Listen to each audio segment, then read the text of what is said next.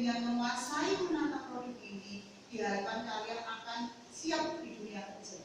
Jadi saat di dunia kerja kalian bisa mendisplay produk sesuai dengan standar operasi yang ada di masing-masing perusahaan. Ya. Seperti materi yang kemarin kita sudah sampai ke materi produk knowledge, yaitu mengetahui tentang apa-apa saja tentang produk. Ya. Kenapa itu penting? Karena saat kita menata produk, kita harus tahu produk ini masuk ke departemen yang mana, produk ini harus dikerjakan di bagian mana, kamu harus tahu. Untuk memulai prosedur adalah pengertiannya adalah langkah-langkah yang harus ditempuh dalam penataan produk, ya, di mana langkah-langkah ini adalah penataan dilakukan untuk tujuan menarik perhatian konsumen. Standar operating prosedur suatu standar, suatu yang pasti harus dilakukan oleh seorang pramuniaga saat menata produk, saat mendisplay produk. Jadi produk-produk yang ada, produk-produk yang tersedia untuk dijual itu harus ditata agar semenarik mungkin, ya, semenarik mungkin sehingga pelanggan atau calon pelanggan itu tertarik untuk membeli produk tersebut. Beberapa hal yang mengenai standar operating prosedur menata produk antara lain adalah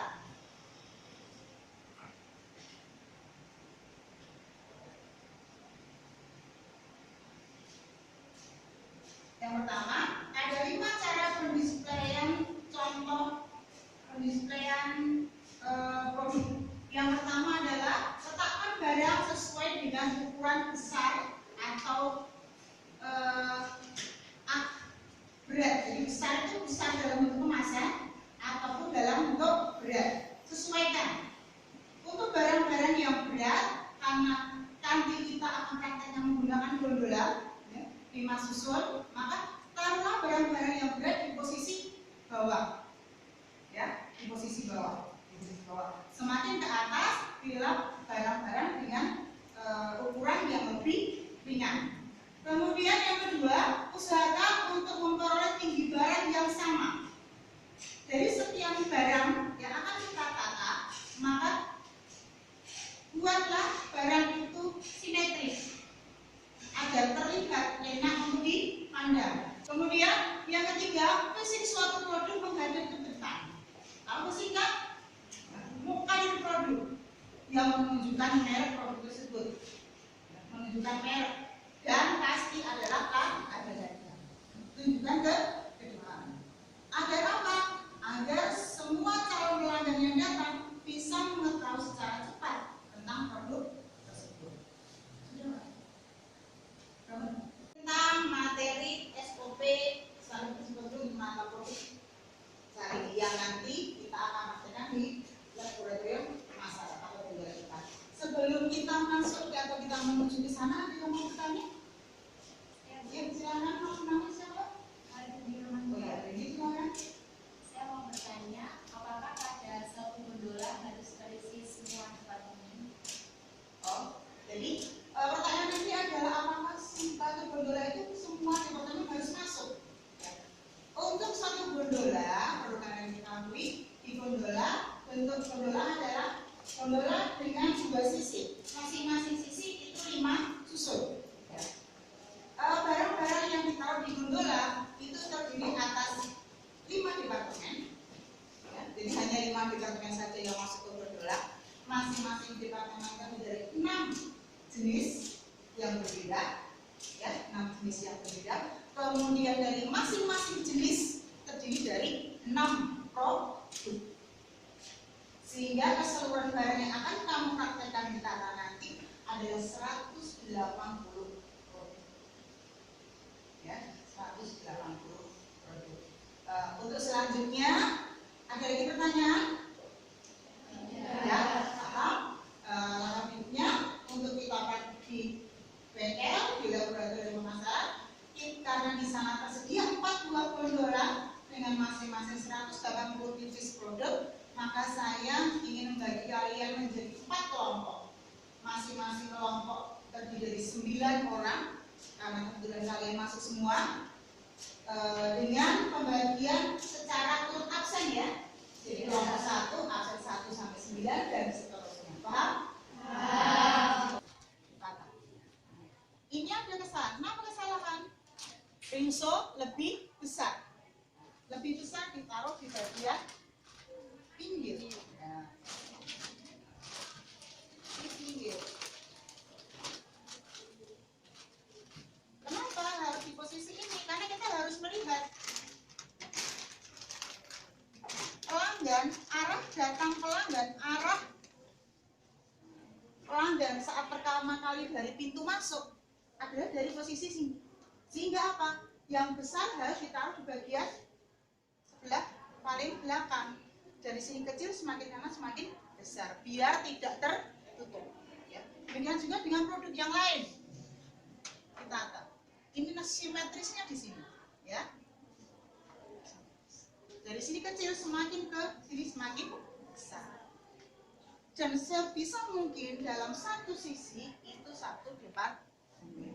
Ini food, ya, dan seterusnya. Oke? Nah, sekarang kalian sudah dibagi jadi 4 kelompok. Kita bekerja masing-masing pada satu kelompok. Saat kalian bekerja, Bu Riris akan mengamati kerja kalian. Apa saja yang akan saya amati? Yang pertama adalah posisi produk. Ya. Ada 5 hal yang akan saya nilai, yaitu pengelompokan barang apakah sudah sesuai apa belum, kemudian harga apakah terlihat oleh konsumen, kemudian merek, bagaimana posisi mereknya, facingnya bagaimana, kemudian tinggi rendahnya produk, terus rata, ya, rata sisi tadi. Terus tidak lupa juga, Iris akan mengamati tentang kerapihan pekerjaan, kemudian kebersihan, keindahan, dan kreativitas kalian dalam menata, serta waktu. Ya, waktu yang disediakan adalah 15 menit bagi setiap siswa. 5 menit kamu akan dibantu teman untuk menurunkan barang, dan 10 menit kamu akan menata barang pada bentuk. Paham? Sekarang bisa kita mulai.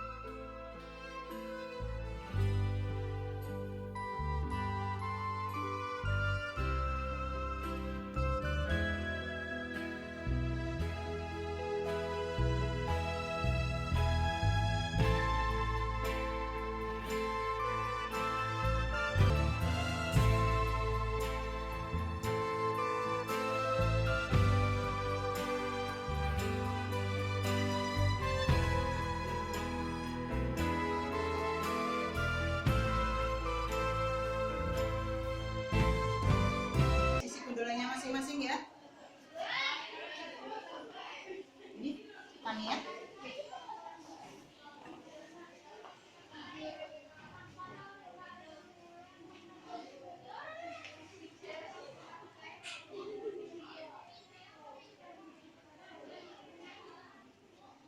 Yang simetris ya.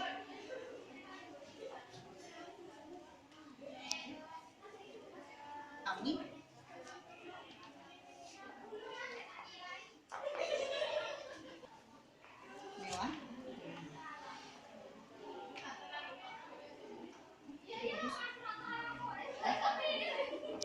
dipanggil untuk acara berikutnya ya.